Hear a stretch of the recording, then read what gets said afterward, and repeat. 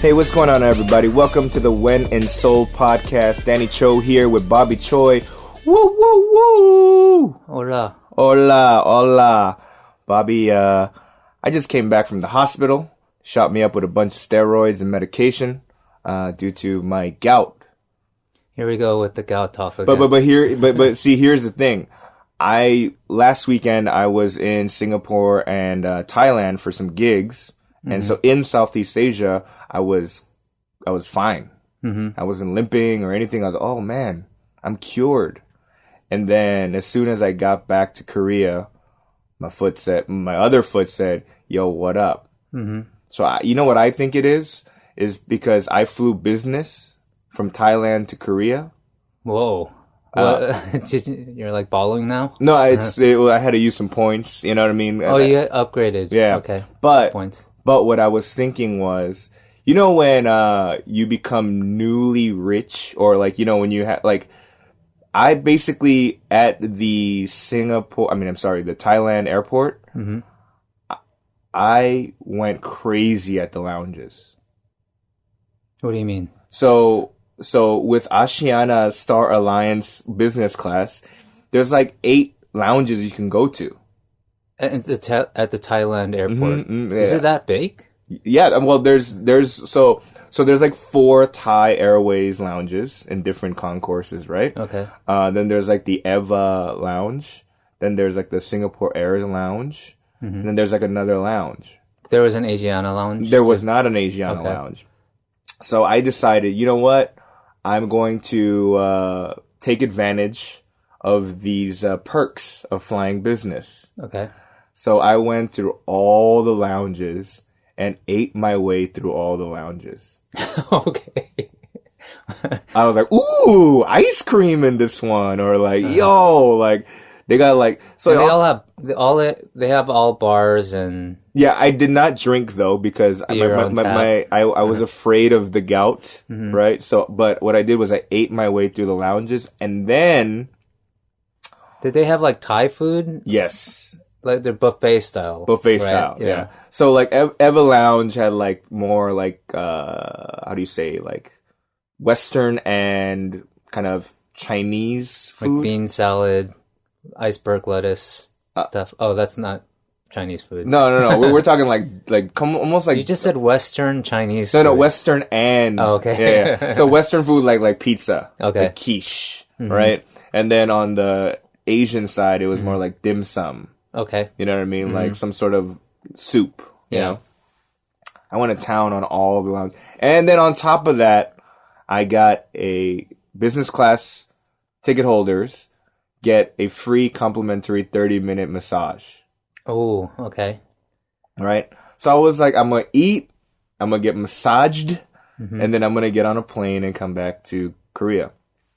Wait, what did the other lounges have? Like the Thai Airways buffet? It was pretty hardcore Thai food. I mean, I don't mean hardcore, but like, you know, like... So I know Thai food, Vietnamese cuisine, they have lots of fish sauce in it. Yeah. Maybe you got hit with some of that. I think that's what it was. It was like one of the fried rices. It was a little bit bland for me. There's crab in it or something? Yeah, so I threw some more like sauce in it, and I didn't check what kind of sauce it was. I just saw the peppers, but the oil in which the peppers were residing in. And actually also massages can release some of that uric acid buildup in your body. So basically what I did was I triggered a gout attack. As soon as I got to Incheon, my foot was like on fire. Also the, what do you call it? The elevation has might have a lot to do with that. Yeah. So when you're up that high, your body, like I get bloated. My feet get bloated for sure, I know, because I always take my shoes off, and when it's time to land, I put them back on, but I always have to like loosen them up.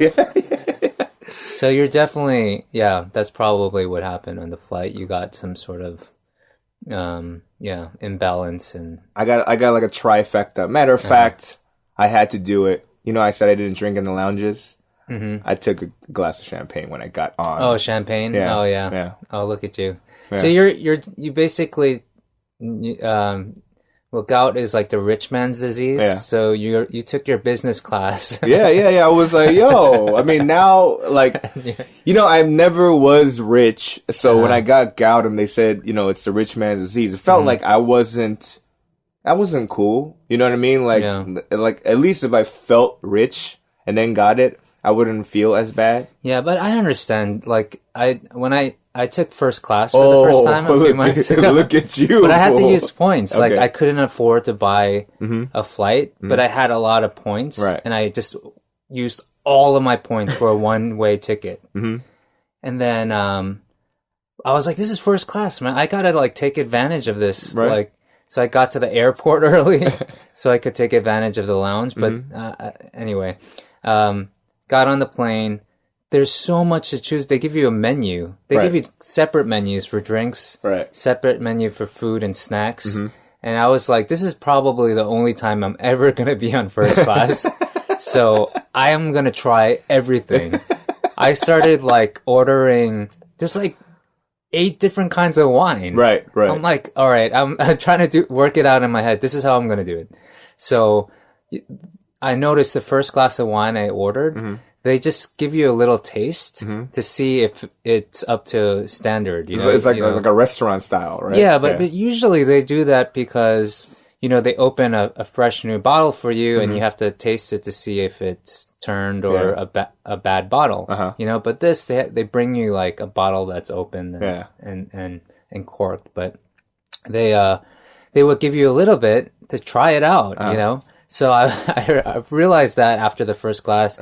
So I ordered the second glass, and what I'd do I'd be all like posh and like, kind of taste it and be like, bring me the other one. Bring me the 89. But there's nothing wrong with the one you drank. No, it was fine. I was like, at least I know what tastes good, and if I don't like the next one, I'm gonna say, bring back the 74 Lafitte. So I got to try every single bottle of wine that they had on the first class. I tried everything. I didn't finish all the glasses of wine and liquor, Johnny Walker Blue, like all this, like different kinds of whiskeys and cocktails. They'll make you old fashions if you want. And so I was just like, I made sure I didn't sleep. But I ended up screwing myself over because I drank so much that I passed out for like half the flight. Here I'm ordering everything like I'm vegan, right? And I asked them if they could change my meal to a vegan meal, and the person on the phone was like, the vegan meal is the same as in economy and in first class. There's no difference. You don't get any, and the person on the phone convinced me to keep the first class meal, just the normal meals, and just not eat the meat. Yeah, it's such a waste. Just eat, just go, just drop your vegan ties for one day. Anyway, we've gone off on a tangent, but how are you feeling now? I'm feeling a lot better than this morning, so I feel good. Well, this is a bad segue to what we're going to talk about. And I was trying to figure out how to segue it, but it's not going to be a good segue. So here's what we were thinking about. Before I left for the trip to Singapore and Thailand, me, you, and your wife were having dinner. Yes. And then we were talking about shows that we watched when we were children. And to our surprise, your wife, who's Korean, we're familiar with a lot of shows that we watched when we were younger. Right, yeah. And so we were like, what? So, how do you know that, right? Because we didn't know that they were watching those shows, right? And we just basically asked her to name all the shows, American shows or foreign shows that she liked. And it was just like endless. Right. She knew so many shows, and we figured out the titles were different, but then with like Google searches, we showed her, hey, do you remember this show? Yeah. She's like, oh my gosh, yeah, that's A-Team, but I think they called it something else or something. And or we would do the themes show song, Yeah, kind of yeah. like humming thing. Yeah. Dun, da, da, da, da, da, da, da, da. We're being obnoxious at the restaurant, dude. We're like, da da da da da da da da. So That's what show, by the way? Airwolf. Yeah. So we decided that Yeah. it's interesting to us to know that a lot of Koreans of like kind of our age range Yeah.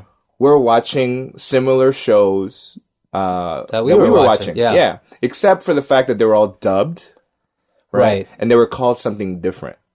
Yeah. They had Right. to change it, like Doogie Howser M.D. Yeah. Well- It was Koreans. I think they called it like 천재소년 Doogie, which means Yeah. like genius boy Doogie.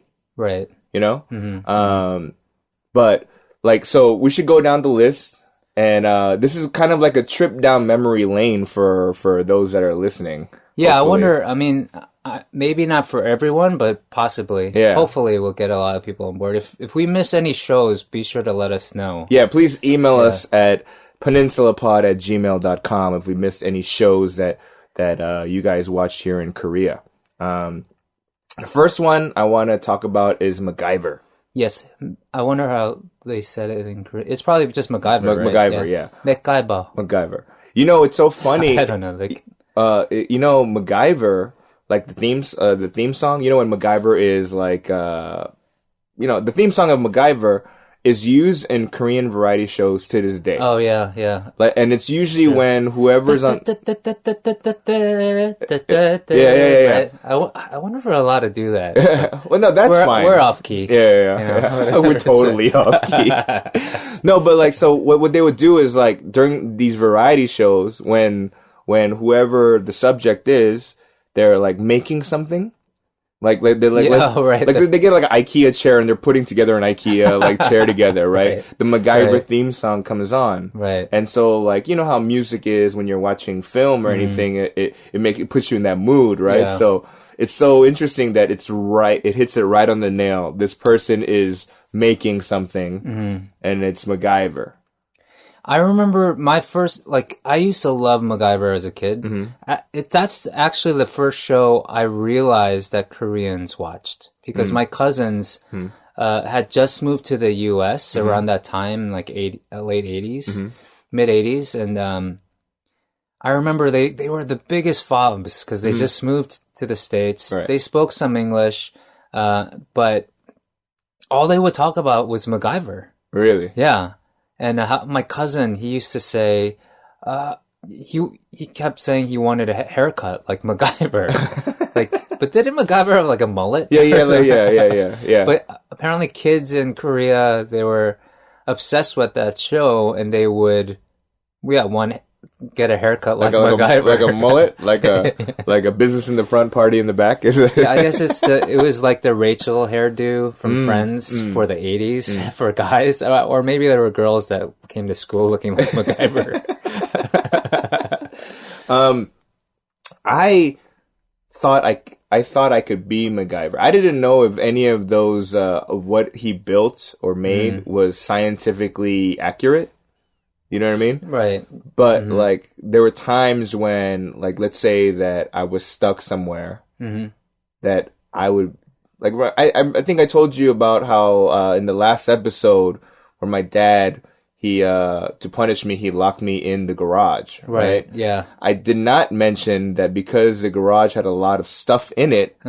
Like I was trying to find bits and pieces of whatever was in there to try to pick the door lock. Okay.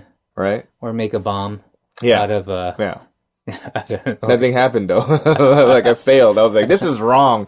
As I blame Macgyber for me trying to destroy my garage.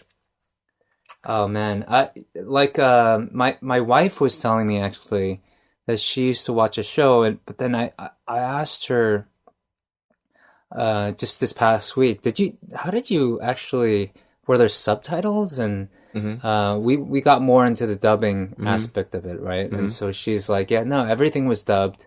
All the shows were dubbed. She had said that eventually she heard Macgyber's real voice. like I saw an episode without the dubbing, and she was shocked. She was like, "This guy sounds so different." Well, clearly, he doesn't sound like a Korean guy. Like, so, 이거 어떻게 만들지? I don't know. I don't. So, 이거 그거랑 이거랑 이거 같이 놓고. 테이프 있어, 테이프 갖고 와, 테이프. 본드랑 이거랑. I'm so stupid. You're so dumb, man. Another show, this one I watched a lot when I was a kid, was Nightrider. No,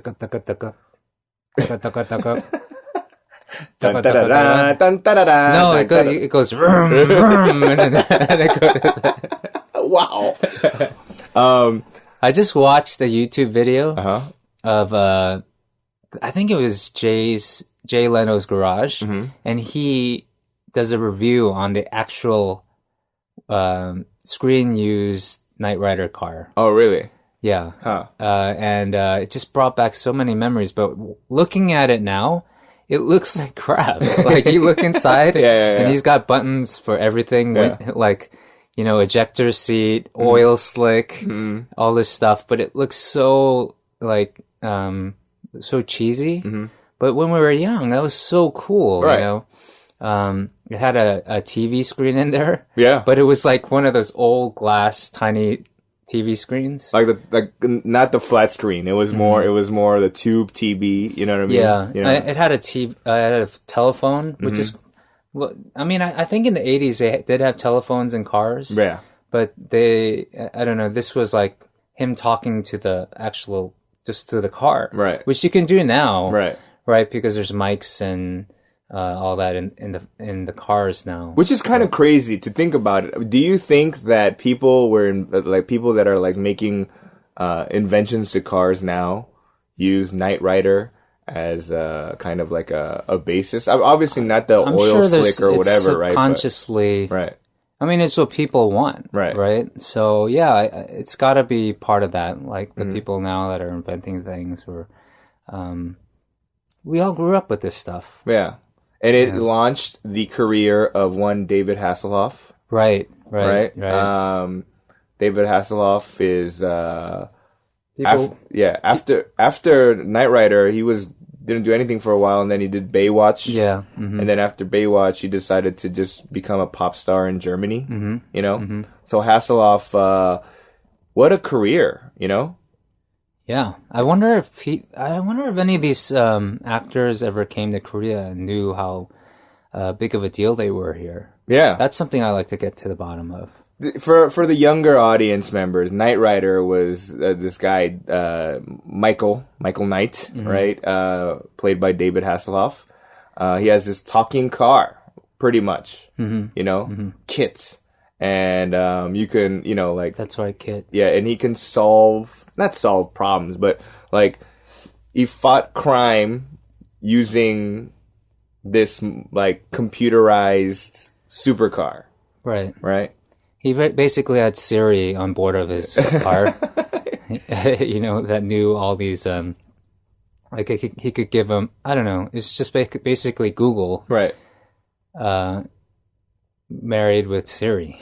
But I also think that Kit and Michael had a better relationship than if you talk to Siri, because Siri has no personality. Right. Kit had some personality. You know what? They should actually find that actor that did the voice of Kit and just have him replace Siri and all those other... How cool would that be to have like that option? I like that. Yeah. No, because like like for Google Maps, I know you can get different voices.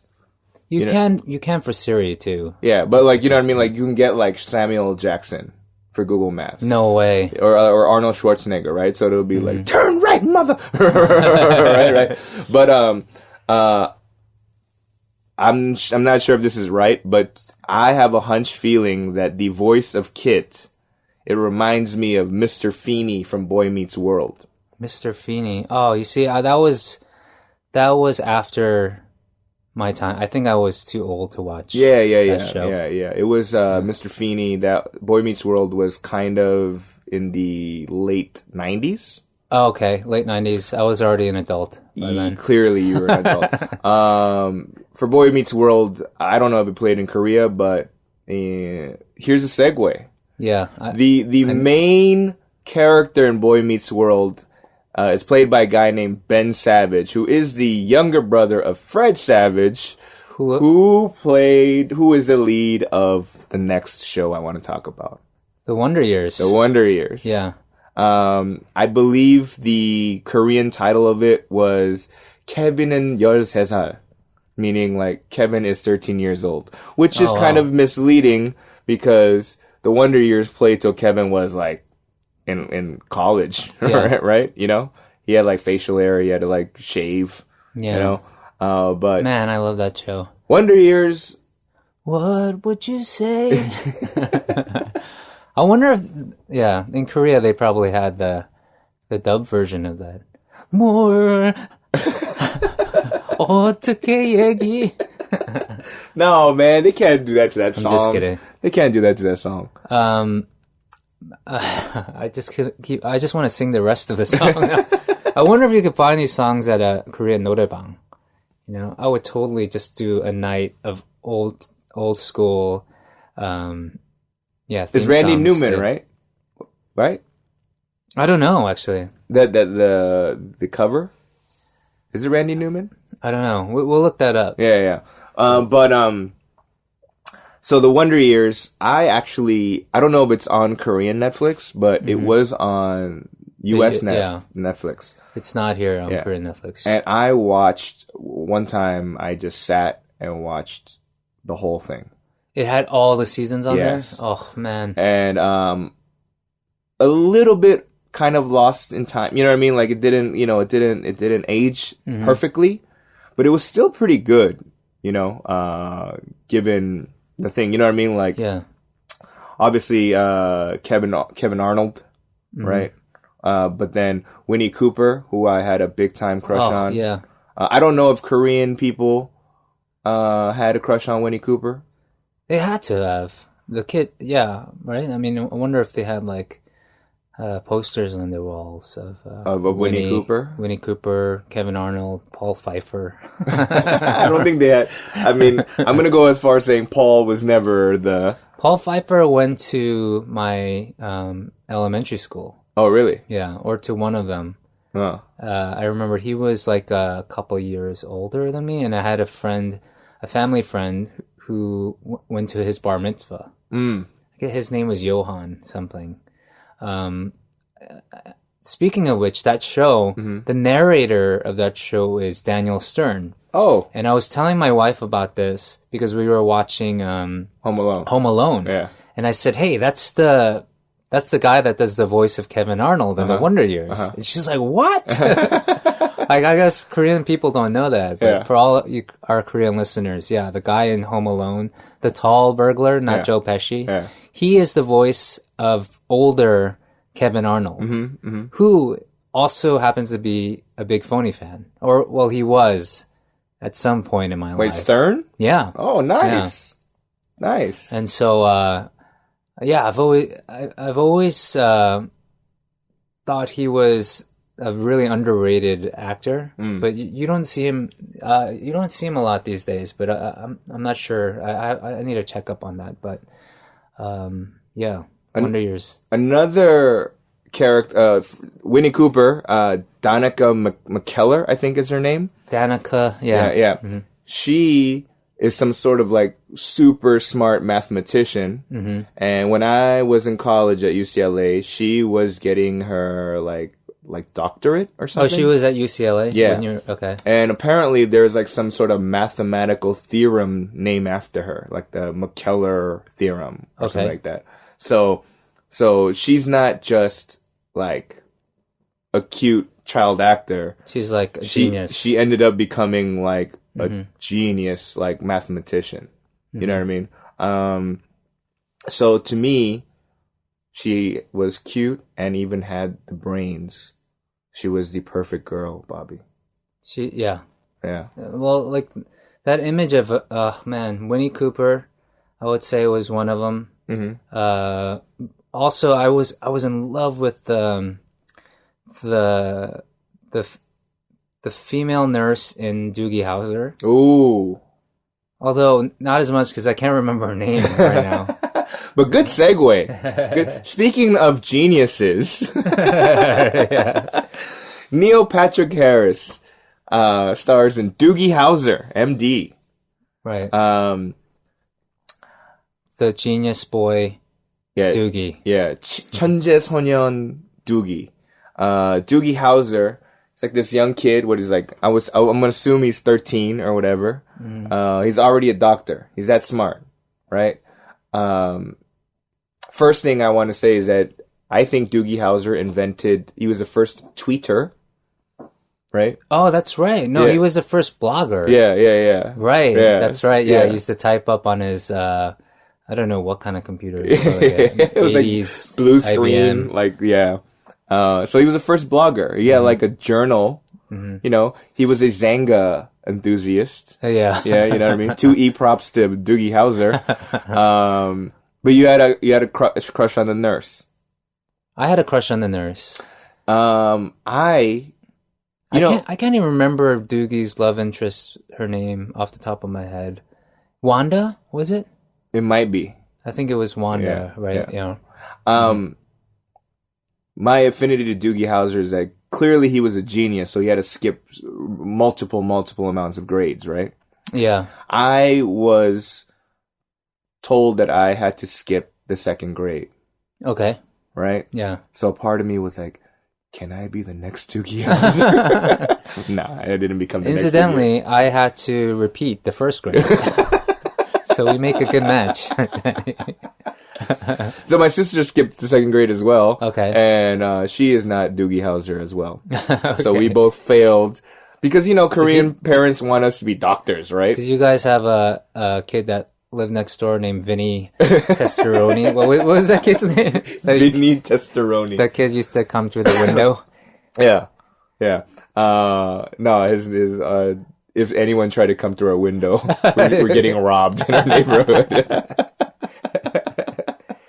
But clearly, I mean, in Korea too, there had to be like genius kids that went on to do great things now. That I don't know, that maybe they could have made a TV show in Korea. Like, why did they bring all these shows and dub them and have all these popular shows in the U.S.? Well, clearly, I'm assuming that they didn't have enough.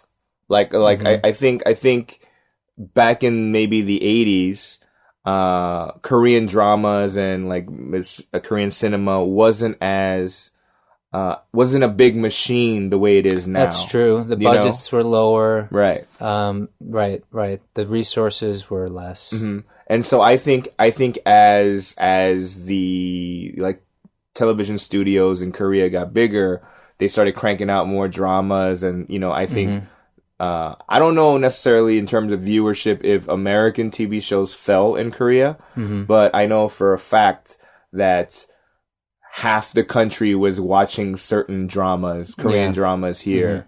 Like apparently it was a ghost town for some like season finales or series finales of Korean dramas. Like I remember as a kid I was watching this Korean drama called 모래시계. Which is like the gangster thing, the hourglass, and I'm told that series finale, ghost town, Korea was shut down, everything was closed. Really? Okay. Yeah. So I'm assuming that as that happened, shows like Doogie Howser, Wonder Years were not as watched. Eventually all these U.S. and foreign shows that were being imported start to lose steam. I guess in the 90s, Korea really started to up their game when it came to dramas and movies even. And so not until the digital age of streaming and downloading illegally for shows, apparently there was this long time of just silence when it came to foreign films, because Korea was really getting their game on. Right. And I think Korea's their cinema has definitely caught up. I remember when I was younger and I was watching Korean movies, I actually went, "Oh, this is kind of this isn't like Terminator 2. You know what I mean? Like, but now when it comes to effects and things like that, just the production value, I feel like it has definitely caught up to. Yeah, it's definitely equalizing. Yeah. And back in the day, I was just rewatching the trilogy of Back to the Future.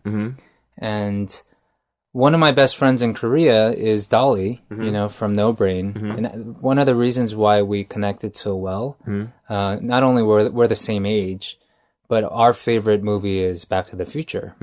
And so we would just talk, like, Back to the Future heads, we can talk nonstop, days. Yeah, without, and Dolly's English isn't that great. Yeah. Yeah, but you guys can still get But you gotta understand, like, for Koreans watching something so fanatically, like, Dolly learned how to speak English through movies like Back to the Future, and so here's this Korean kid, like every now and then he'll throw in a Great Scott. Yeah. It's like, that's not how we really speak in the US, Oh, like, Great Scott!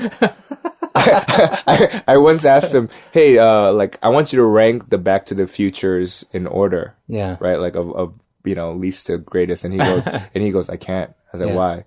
It's one movie. It's one whole project. He's very adamant about that. Yeah. He doesn't like to separate it. But come on, clearly, the first one's the best one. Yeah, this is the best one. And it depends. But here's the thing with Back to the Future. I'm going to go on a tangent on that.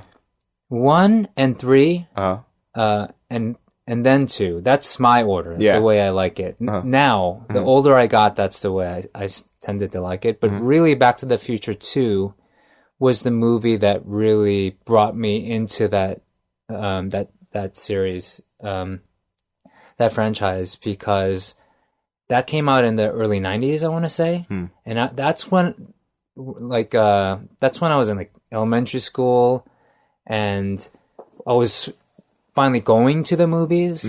And this movie was about them going 30 years ahead into the future, and they had like hoverboards, flying cars, these like cool looking Pepsi bottles. And it was totally just feeding into my adolescent kind of, imagination and the things I loved.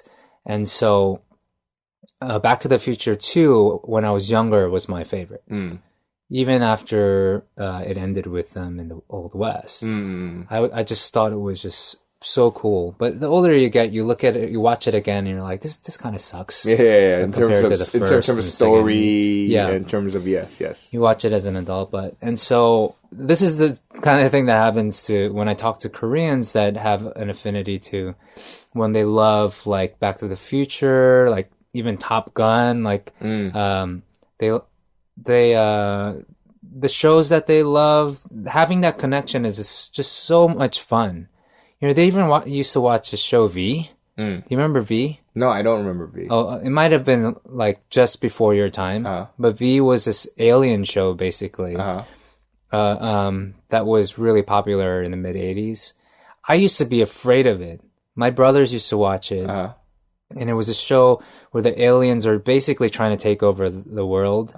But they were like reptilians. That reptiles? Yeah, reptiles with like, but they would have, human skin just so they could, appear like friendly to the humans. But then they would like peel their skin off, and you would see that reptile skin under them. They would eat rats, stuff like that. And it was so disgusting to me. It was gross. It was so scary. But Koreans used to watch V. Wow. So it makes me feel like, hey, man, like these kids, these people, I mean, Korea also had that experience too. My wife thought it was disgusting as well, And so, but they called it We, of course, because they like the Nintendo game. I don't know, like V's not in the Korean alphabet.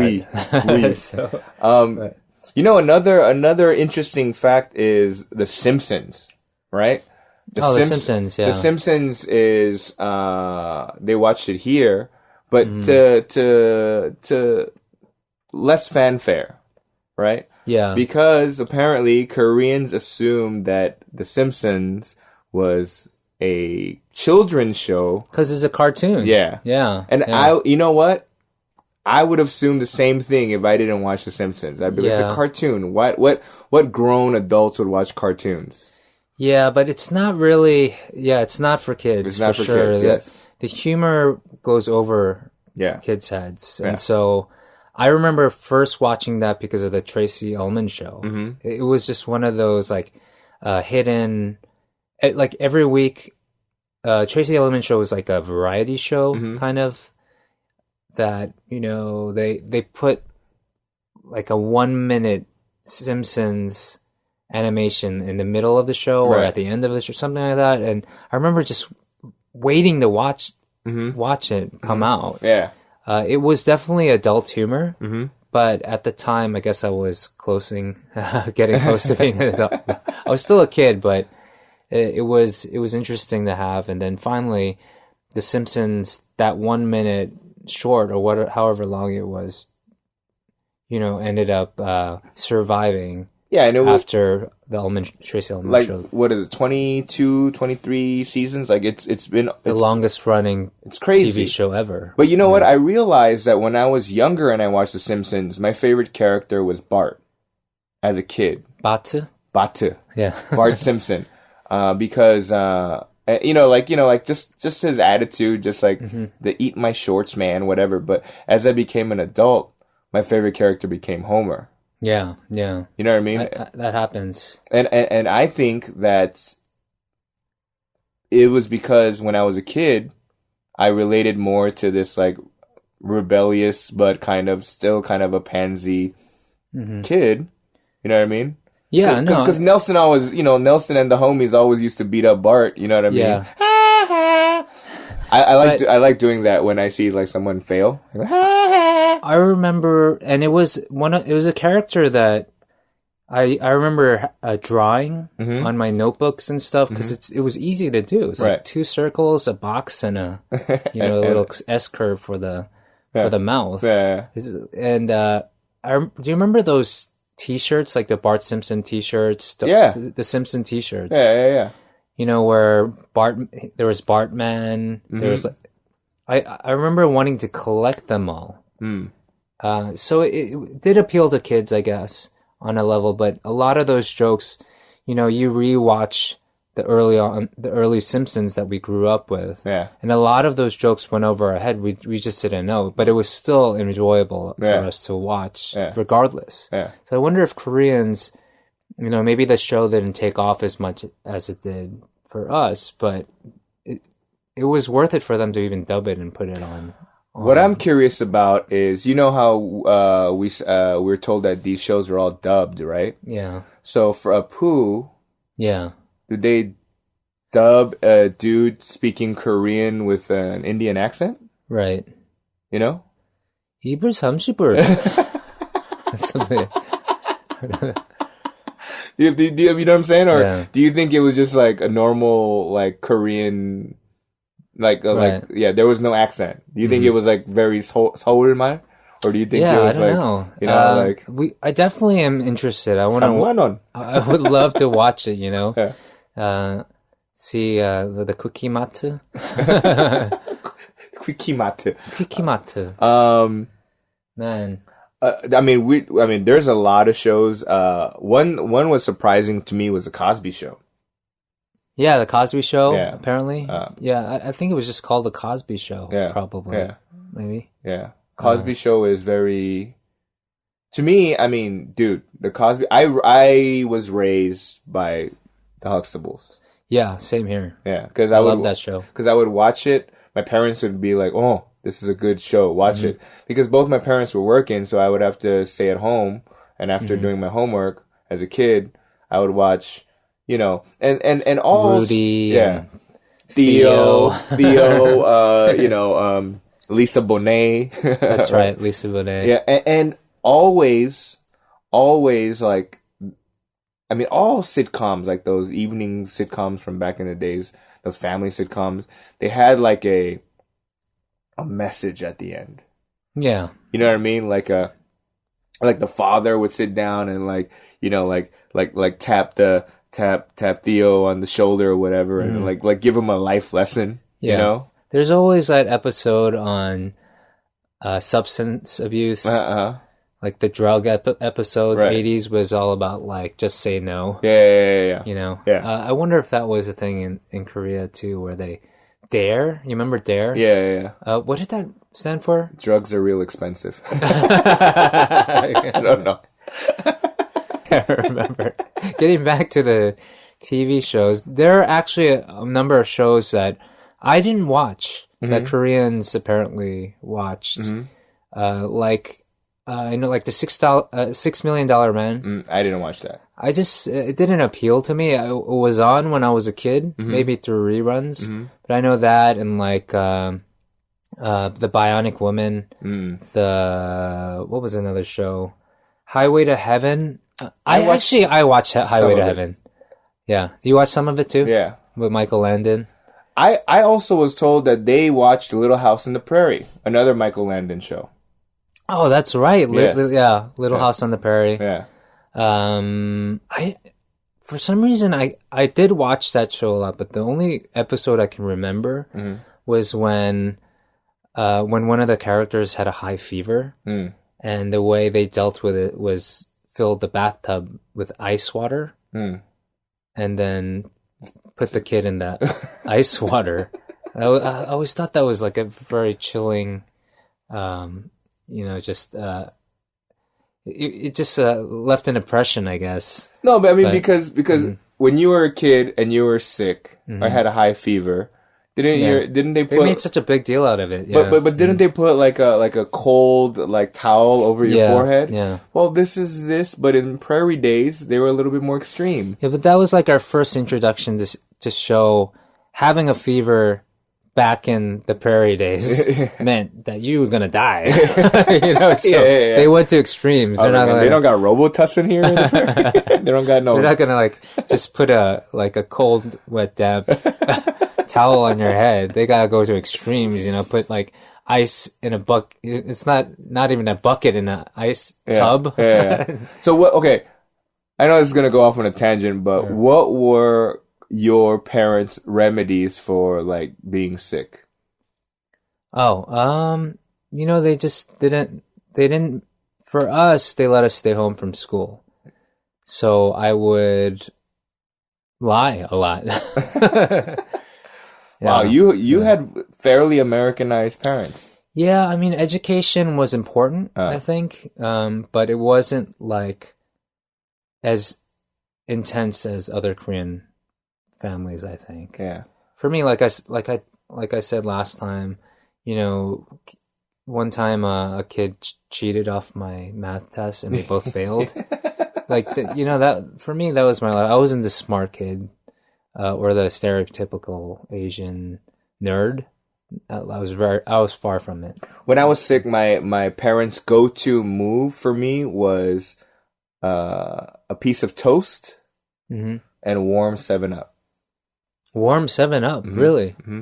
I wonder if is that a Korean thing? I don't know. Where do they come up with that? I mean, if What's I had like toast for? I don't know. If I had like sore throat, that was when I had the diarrheas. But then, but like if I had like a sore throat or whatnot, then it would be lemon water with honey. Oh, lemon. Yeah. My wife tells me that, you know, part of a wife's duty in Korea is when your husband is hungover or really drunk, comes home, it's important to make them a glass of hot, like warm honey water with lemon in it or something. I don't know. I think I'm getting it wrong. I don't want to like mess this up. Anyway, I'm getting off on we're getting off on a tangent. Back to the shows real quick, because there's a few that we forgot and we're winding down right now. We did talk about Airwolf. I mean, it shows like there was Airwolf, Magnum PI was a thing here. Also, there's a show called Tour of Duty. Yeah, Endless Jungle. I have never. Yeah, that's one I've never seen as well. There's another show that was apparently really popular in Korea that was from Mexico that I had never heard of when my wife brought it up. It was called Carrossel. Yeah, apparently it was like a bunch of like a teacher and like a bunch of kids. Think of it like the Magic School Bus. I mean the books where there's the teacher and then the cast of students. And so even though I'm from a Mexican neighborhood, have never heard of Carrousel. Okay, yeah. I mean, the most I knew of Latin American culture was through Menudo. Yeah. And I remember Menudo was on Silver Spoons one time. I love Silver Spoons. I don't know if they had that in Korea, but I loved it because it was about this rich kid and his dad, and they had a train that went through the house that he could ride. That's kind of cool. That was really cool. That's kind of cool. I don't know. Like there were other shows like Different Strokes.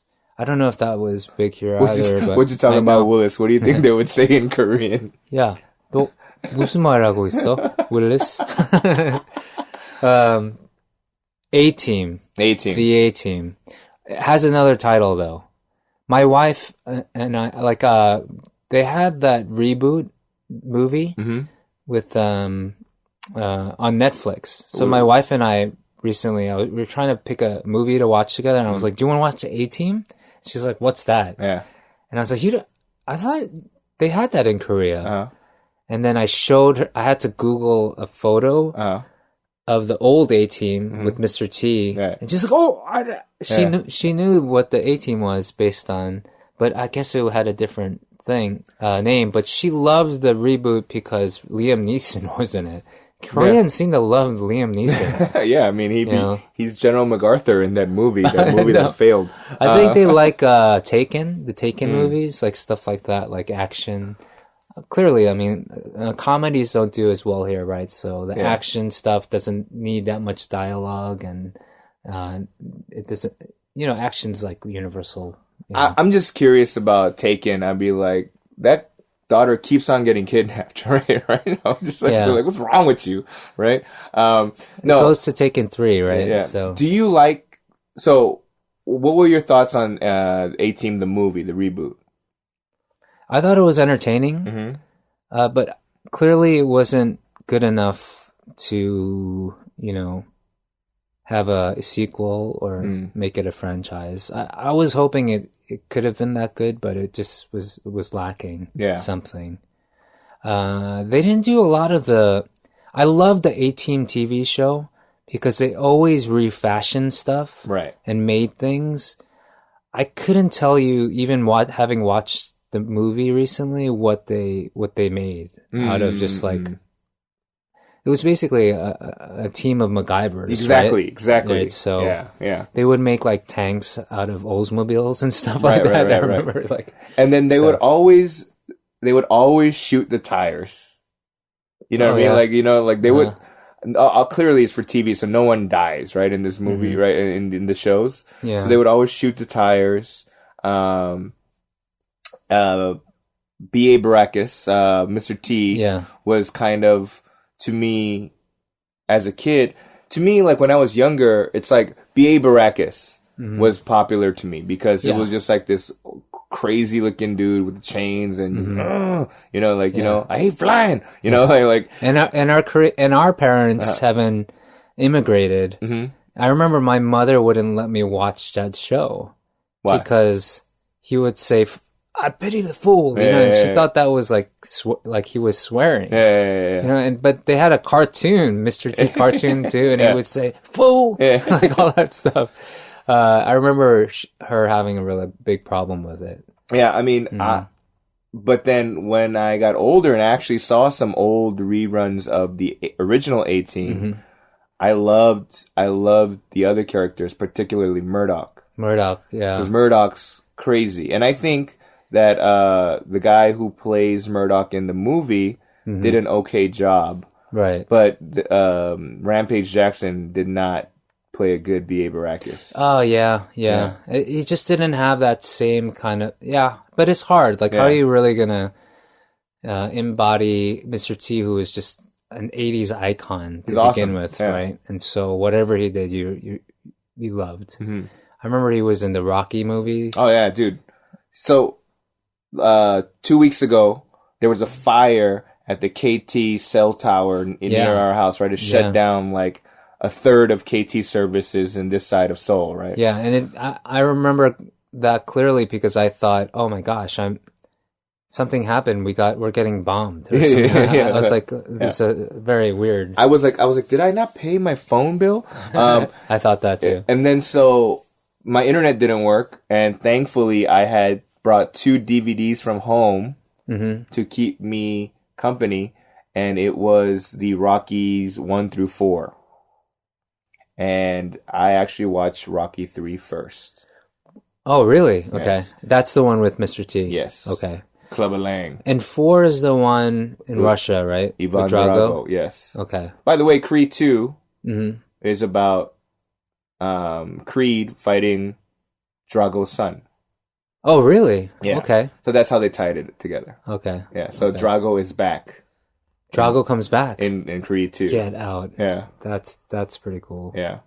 Wow, we went to talk about we were like the old school IMDb today. Yeah, there's actually a lot of stuff that we didn't talk about. But I think we had a good rounded talk about enough shows. Right. I think the whole point is that we are more connected to Koreans than we thought after that whole conversation with my wife. And it was kind of comforting to know that they were watching shows that we were watching. And we can share that connection. And so, yeah, I hope we can reignite that whole like nostalgic thing with these shows, and maybe get the MacGyver mullet back. Dude, if you have a mullet and you send us a picture on peninsulapod@gmail.com, I will give you free tickets to comedy shows in Korea, wherever you want, right? All right, we can up it a little bit more than that. Why? Why? Those are add dinner to that or something. Okay. This is $20 value, my friend. So thanks, guys, for listening. If you have any questions or comments, email us at peninsulapod@gmail.com. And talk to you guys later. See you guys. Today